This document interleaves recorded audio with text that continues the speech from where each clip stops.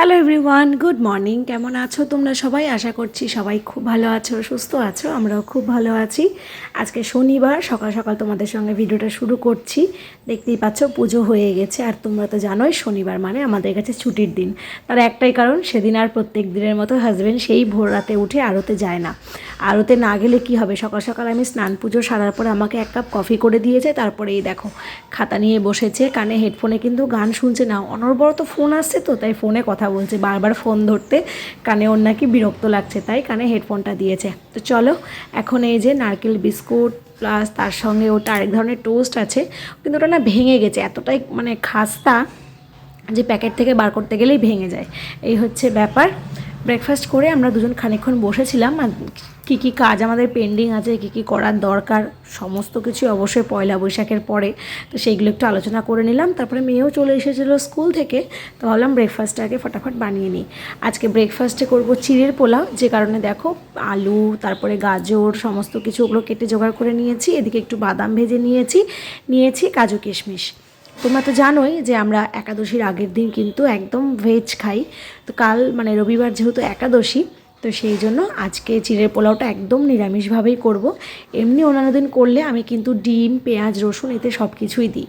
হয়েই এসেছে, নামানোর আগে একটু ঘি আর চিনি দিয়ে দিয়েছিলাম। আর আজকে ফোড়নে না তোমার ওই কারি পাতার পরিমাণটা একটু বেশি দিয়েছিলাম। ইদানিং কেন জানি না কারি পাতা ফোড়নে দিলে কিছু কিছু খাবার, আর কি সব খাবার তো কারি পাতা ফোড়ন দেওয়া যায় না, আমার বেশ ভালো লাগছে। তাই যে খাবারগুলোতে কারি পাতা ফোড়ন দেওয়া যায় সেগুলোতে একটু বেশি বেশি করেই দিচ্ছি। যাই হোক, এই দেখো আমাদের তিনজনের প্লেটে বেড়ে নিয়েছি। আর হ্যাঁ, যারা যারা এখনও ভিডিওটাকে লাইক করোনি, আমার চ্যানেলটাকে সাবস্ক্রাইব করোনি, এক্ষুনি ভিডিওটা দেখতে দেখতে করে দাও। খুব সুন্দর হয়েছিল খেতে। আর আজকে আমি না ব্রেকফাস্ট করে সঙ্গে সঙ্গে আর বসিনি। অন্য দিনকে হয় ব্রেকফাস্ট করার পর একটু বসি, একটু আলসেমি দেখাই, তারপরে মেয়েকে একটু পড়তে বসাই। আজকে সেগুলো করিনি, কেন জানি না আমার মনে হচ্ছিলো আজকে ঝটাপট রান্নাটা সেরে নিই। প্রত্যেকদিন তো রান্নাবান্না করতে একটু লেট হয়, যেহেতু হাজব্যান্ড লেট করে আসে। আজ তো বাড়িতেই আছে, ভাবলাম তাড়াতাড়ি রান্নাবান্নাটা করে নিয়ে তিনজনে একসঙ্গে ভালোভাবে সময় কাটাবো।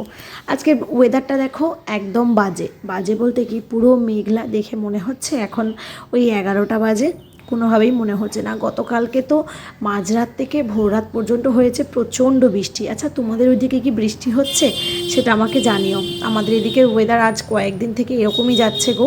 মাঝখানে শুধু ওই শুক্রবারের দিনটা একটু ঝলমলে রোদ হয়েছিল, এই আর কি। রান্নাবান্নাও কমপ্লিট, সমস্ত বাসনপত্র সব কিছু মেজে নিয়েছি, গ্যাস ট্যাস সব কিছু পরিষ্কার করা হয়ে গেছে।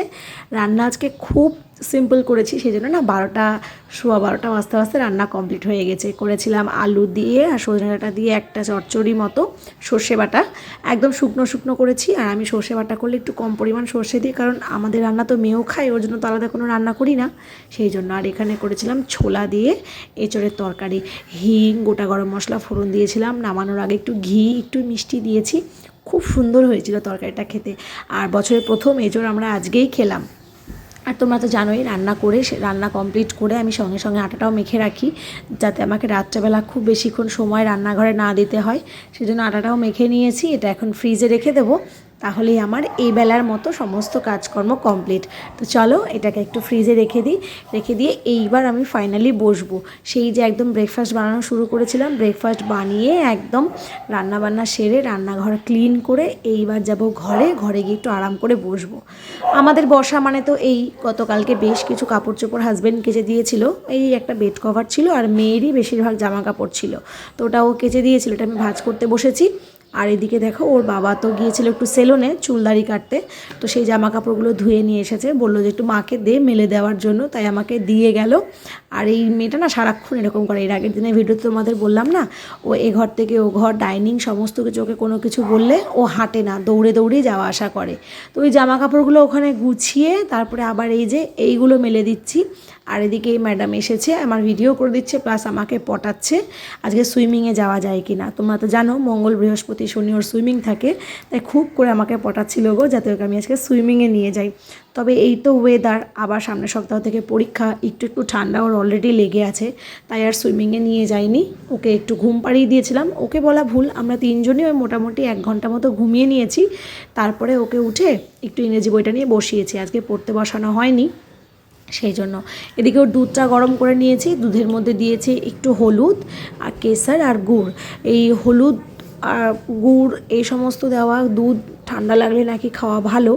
আর তার সাথে সাথে এমনি সময়ও বাচ্চাদেরকে হলুদ দিয়ে উষ্ণ গরম দুধ খাইও, এতে বাচ্চাদের ঘুমটা না খুব ভালো হয়।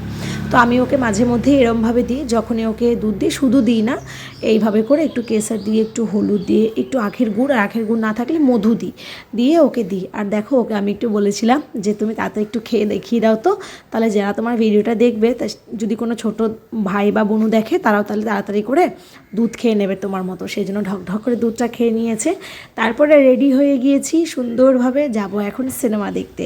অবশ্য আমার এই ভিডিও টাইটেল বা থাম্বনেইল দেখে তোমরা বুঝতেই পেরে গেছো বেরিয়ে পড়েছি। আর কি একটা বাজে ব্যাপারের মধ্যে পড়ে গেছিলাম জানো, ঠিক মাঝ রাস্তায় টিপটাপ করে বৃষ্টি পড়া শুরু করে দিয়েছিল। আমি তো প্রচণ্ড ভয় পেয়ে গেছিলাম যে আমরা টাইমের মধ্যে পৌঁছাতে পারবো কি না, যদি বৃষ্টিতে ভিজে যাই তাহলে কি হবে। কারণ সিনেমাটা তো অনেকক্ষণের, একদম 4 ঘন্টার সিনেমা, তো 4 ঘন্টা তো আর ভিজে বসে থাকা যাবে না। তো দেখলাম যে না, কিছু দূর যাওয়ার পরে বৃষ্টিটা থেমে গেছিলো। আসলে ভাষা মেঘের বৃষ্টি তো কখন কোথায় হচ্ছে বোঝা যাচ্ছে না। এবার তোমরা ভাবছো তো মেয়ে কোথায়, মেয়েকে কি বাড়িতেই রেখে এসেছি? না না, বাড়িতে কি আর রেখে আসা যায় বলো। আসলে এই সিনেমাটা তো অ্যাডাল্টারি সিনেমা, বাচ্চাদের তো কোনোভাবেই অ্যালাউ করবে না। তো সেই জন্য 6টা নাগাদ মা এসেছিলো, মা এসে ওকে নিয়ে গেছে। ও আজকে ওই বাড়িতেই থাকবে। আমরা সিনেমা দেখে বাড়ি যেতে যেতে প্রায় 11:30 পৌনে 12টা বেজে যাবে। ততক্ষণে ও তো ঘুমিয়েই পড়বে, সেই জন্য ওকে আজকে আর নিয়ে আসবো না। আর তাছাড়াও কাল রবিবার আছে, একটু থাকুক দিদুন বাড়িতে, কাল যখন আসবে। চলে এসেছি আমরা। আর প্রত্যেকবারই জানো যখন আমরা সেন্ট্রাল মলে আসি, এত মানে টাইমের তাড়াহুড়ো লেগে যায়। প্রায় 1.5 বছর হয়ে গেল মালদাতে এটা উদ্বোধন হওয়া আমাদের এই সেন্ট্রাল মলটা, আজ অবধি আমরা কোনোদিন ঘুরে দেখার সময় পাইনি। এর আগে নৃসিংহ অবতার দেখতে এসেছিলাম, তখনও তাই কোনো রকমে দৌড়োদৌড়ি হুড়োহুড়ি করে এসে ঢুকেছিলাম। এই আজকেও তাই, একদম মানে কি বলবো, 5 মিনিট আগে এসে আমরা সিট খুঁজে পেয়ে বসেছি। এখন হলটা একটু ফাঁকা ফাঁকা লাগছিল, তবে সিনেমা শুরু হওয়ার পর কিন্তু পুরো হলটা ভরে গেছিলো। আর যারা যারা এখনও সিনেমাটা দেখোনি তাদেরকে আমি বলবো একবার হলেও গিয়ে দেখে এসো, মনে হবে পয়সা ওসুল, ঠিক আছে। আর যারা দেখেছো তারা তো আমাকে অবশ্যই কমেন্টে জানিও তোমাদের কেমন লেগেছে সিনেমাটা। যাই হোক, এখন দিয়েছে ইন্টারভেল, আমার তো মাথা পুরো হ্যাং হয়ে যাচ্ছিল। আমি আর হাজব্যান্ড বেরিয়ে না শুধু নিজেদের মধ্যে বলাবলি করছিলাম, নানা রকম কথা বলছিলাম আর কি। তোমরা যদি দেখতে যাও তোমাদেরও এই এক্সপিরিয়েন্সটা হবে, আমি বলছি। তো যাই হোক, আমরা একটু ফ্রেশ হয়ে নিলাম, জল খেলাম। আর যেহেতু আমাদের কাল একাদশী, আজকে তো ননভেজ কিছু খাবো না। আর এখানকার সব খাবারে তো জানো একটু না একটু অনিয়ন গার্লিক থাকবে, সেই জন্য আমরা শুধু পপকর্ন খেয়েছিলাম আর একটা কফি খেয়েছিলাম। তো আমরা একটু এদিক ওদিক ঘোরাঘুরি করে নিলাম, ঘোরাঘুরি করার পরে 2-4টা ছবি তুলে আবার আমরা চলে এসেছি হলে। আর আমাদের পাশের মাঝখানে একজন বসেছিলেন, ওনার হয়তো সিনেমাটা ভালো লাগেনি, 10-15 মিনিট পরে আবার বেরিয়ে গিয়েছিল। এবার কেন ভালো লাগেনি সেটা উনিই বলতে পারবেন। যাই হোক, বাজে এখন 11, প্রায় 11:30, ঠিক একদম ডট 4 ঘন্টার সিনেমা। তো সিনেমা হল থেকে আমরা বেরিয়ে এসেছি, খুব তাড়াহুড়ো করে বাড়ি যাচ্ছি, কারণ কিছুক্ষণ বাদেই তো 12টা বেজে যাবে, তখন আমরা আর খাওয়া দাওয়া করতে পারবো না। আমি সবাইকে রিকোয়েস্ট করব, ভীষণ ভালো সিনেমা, একবার করে হলে গিয়েও দেখে এসো। আর দেখে এসে আমাকে জানিও কেমন লাগলো। তো চলো আজকের মতো টাটা, দেখা হবে আবারও খুব তাড়াতাড়ি নতুন একটা ভিডিওর সাথে।